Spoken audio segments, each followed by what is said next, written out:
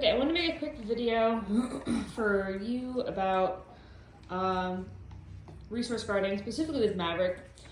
So I know we did a little demonstration while you were here, and we definitely saw he's got some pretty serious resource guarding. But I want to talk to you a little bit about resource guarding. I just ate lunch, so I'm sorry if I'm a little sniffly and coffee. Anyways, so first I want to think about how did this happen? How did it start? It's not really surprising to see a golden retriever with resource guarding. Dogs like golden retrievers and Labradors are notoriously food hounds, essentially, highly driven for food. They really desire food. The higher the desire is for whatever it is that they're resource guarding, the more likely it is the resource guarding is going to be there. So there's likely a genetic factor. There's also going to be, some things that we might have done when he was growing up, when he was a young puppy, that kind of also contributed to it. So I'm not saying you're at fault or anything, but I want you to kind of understand what types of things may have led to this, so we can make sure we're not going to continue those going forward. So I know you said he was always picking up stuff off the ground he wasn't supposed to have, things that could be potentially dangerous or could injure him or make him sick or whatever. And it's totally natural for us to see him pick up something he's not supposed to have and run in real quick and grab it from him, right? We got to make sure he doesn't swallow something that's possibly dangerous. Unfortunately, even though with our best of intentions, that can also establish, hey, when I have something I really want and mom comes running over to me and reaches out, it means she's going to take it away forever, right? So right now he has a bully stick, and if I just came in and reached in and grabbed it, he's going to go, oh my God, you're taking it away forever, because that's kind of been established. And even with my dogs, I know you came in here before and you saw all of my dogs and their kennel runs. I give them bones and chews sometimes, but I even don't like to just go in and grab it from them. That honestly, even with, my safest dogs, just gives me the heebie-jeebies a little bit, gives me a little anxiety reaching in and grabbing it from them. So I don't like to do that, which is why we did talk about teaching it out. I am going to get to that first. But what I don't want to do is I don't want to reach in and grab something from my dog. So we will talk about how we get things from our dogs. I know we kind of did the little trade where I threw some food down and I took it. That is always an option. But what I prefer to do is teach him an out, which is where he lets go of it, and then I'm teaching him a behavior to kind of come to me without the item. And then once he is away from the item, then I can go get it. I don't want him to see me taking it from his possession, because that's really what's going to create a greater level of resource guarding. But as you can see right now, he's enjoying his bully stick, and I want to kind of show you what we're going to do. So first and foremost, we're not going to reach in and grab it, but that's what he has been thinking. So when he has something good and we reach our hand out, he's thinking, oh, you're going to come grab it from me, and that's why I'm going to try to bite your hand. So what we need to do is recondition how he feels about us approaching when he has something like this. And what we're going to do is I'm going to take a handful of kibble, and I'm going to come over and I'm going to put the kibble down for him. Okay, so that's what I've been doing the past couple days. Every time I approach when he has his yummy bully stick, whatever, it just means I'm coming up to give him food. And you notice I was able to get my hand very close to him. I had a handful of kibble. I dropped the kibble for him, and then after that, he can go back to enjoying his stick. So I'm teaching him, just because I'm approaching and just because my hand is coming near you, I'm not coming to grab your stick. I'm not coming to take it away forever. So we need to recondition him so he doesn't think that we are. All right? I'm not going to come up and be sneaky about it. And, he's starting to expect it. So now, as I approach, he'll even, take the stick out of his mouth and be prepared to receive whatever goodies I have for him. So I'm not coming to subtract, I'm coming to add. So when I'm approaching, I'm coming with something yummy, something good, something delicious, and I'm going to apply that and provide it to him. So when I see my hand coming up, and then I go away, okay? So, excuse me again. So I want him to understand that when I do approach, it's because I want to give him something, right? Now, the benefit of this is that this is actually going to help prepare us for teaching the out, right? Because in order for him to eat the kibble, he needs to take that stick out of his mouth so he can eat the kibble. And once he does take the stick out of his mouth, we can capture the behavior of him taking that out of his mouth, reward him with the kibble, and then allow him to go back to the stick, right? This is just the first step. We need to teach him the out first, teach him that the out is not, out forever. It's not, the stick is going to go away forever. It's just out so you can get your reward and then go right back to what you had, right? We obviously want to teach this with something really high value, but also something that's safe. So we're not going to teach this with like a sock. With like the bully sticks, I want him to feel comfortable enjoying the bully stick, but I don't want to, create an aversion to it. So I don't want to start with the out right away with being, kind of an aversive teaching moment. I want him to understand that when he outs, he gets something else really good, and then he can get his thing right back. So I'm going to have my clicker kind of ready to go for this one. I know, he knows what's coming. He's like, I see the clicker of goodness. The clicker means good things are coming. I am prepared to receive. But I want him to chew on his stick first. So from here, what I'm going to do is I'm going to give him his command.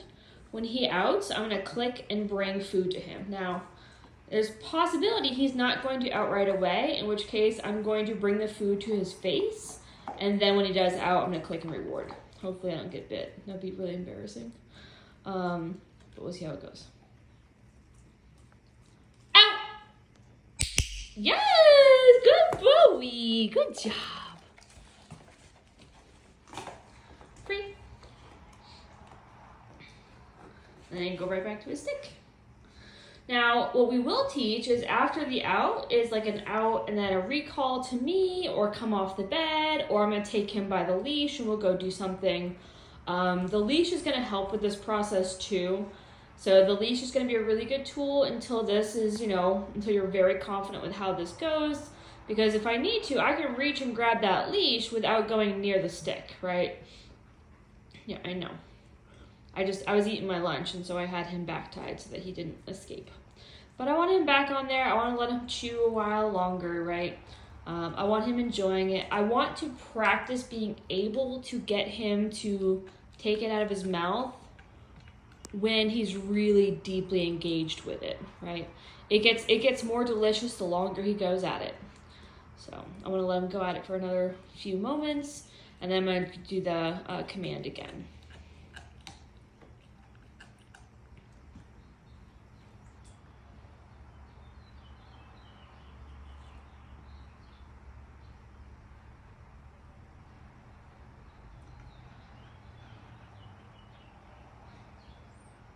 Just kind of wait till he kind of goes back at it again. And of course he's going to sit there and be like, oh, I don't want to chew on it now. Go ahead and enjoy it, buddy. It's okay. You can eat your toy. You can eat your stick.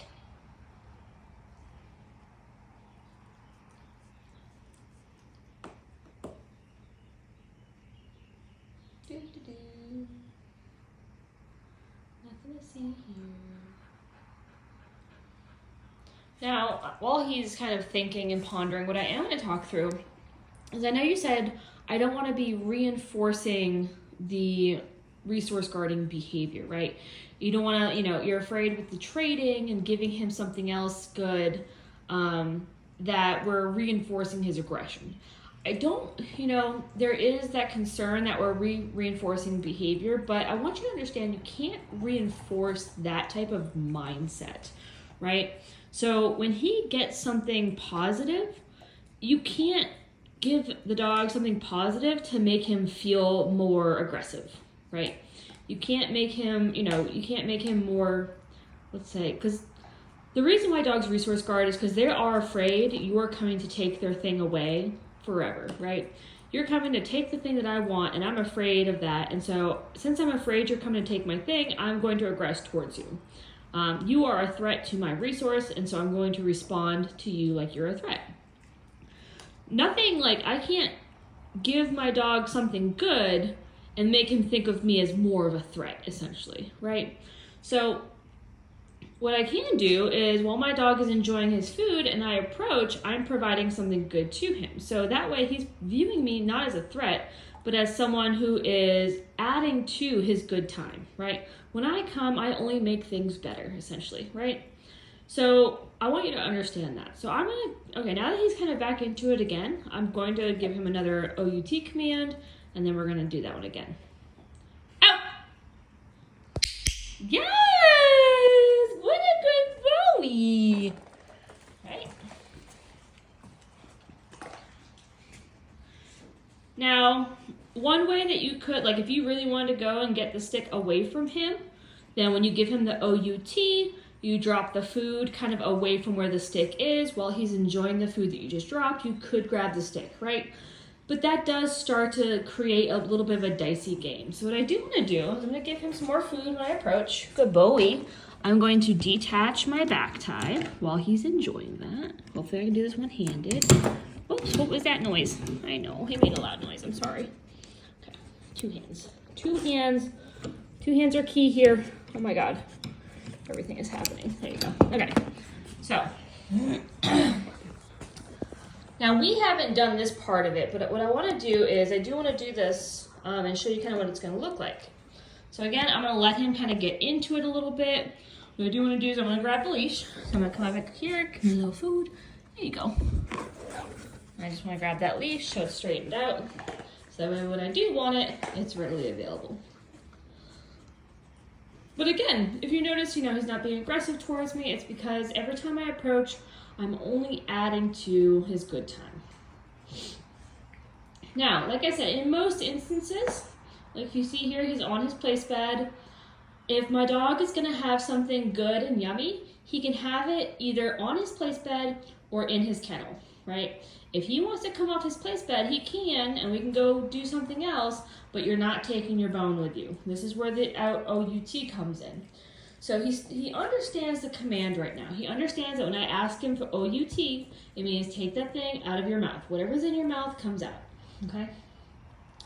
Now, we will start to reinforce this and hold him accountable with the e-collar, right? We want to use the e-collar because we want to say, hey, when we say this command, that thing that is in your mouth becomes very spicy. But we don't want it to be us, right? It's the item becomes spicy, not us.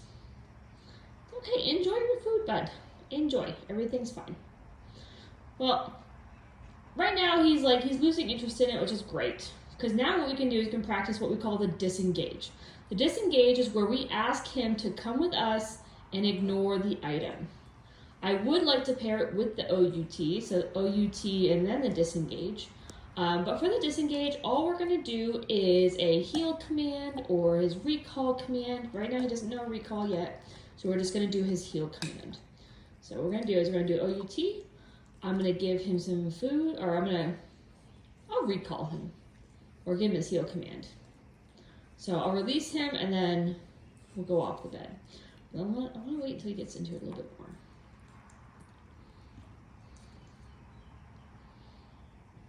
Part of the reason why I do let my dogs have their chews either on the bed or in their kennel is because these are their safe places. These are the places where nobody bothers them. Nothing bad should happen to them in these places, right?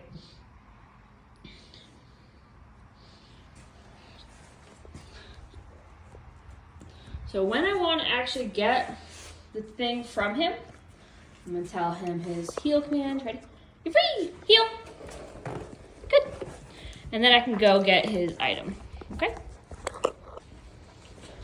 My dogs might bark. I apologize. Kennel.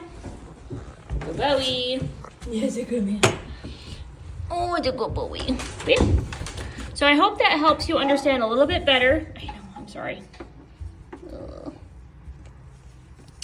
About his resource guarding, what's kind of going on with that, and the plan, the way ahead. So like I said, long term, for my dogs, I generally do not reach in and take things from them. So if they have a bone they're chewing on, I'm not going to go just take it out of their mouth. I'm going to release them, but they understand that those bones stay in their kennels. And if they don't, then we give them an out command. And then I can come over here and guard it. But the out command comes first, and then the disengage. So we want to ask him to leave the item there. We're not going to go and steal it from him. He's going to leave it there on his own, his decision, his choice. Granted, we are going to force him to make the choice we want him to make. So, all right. Yeah, just a little update. Okay, talk to you later.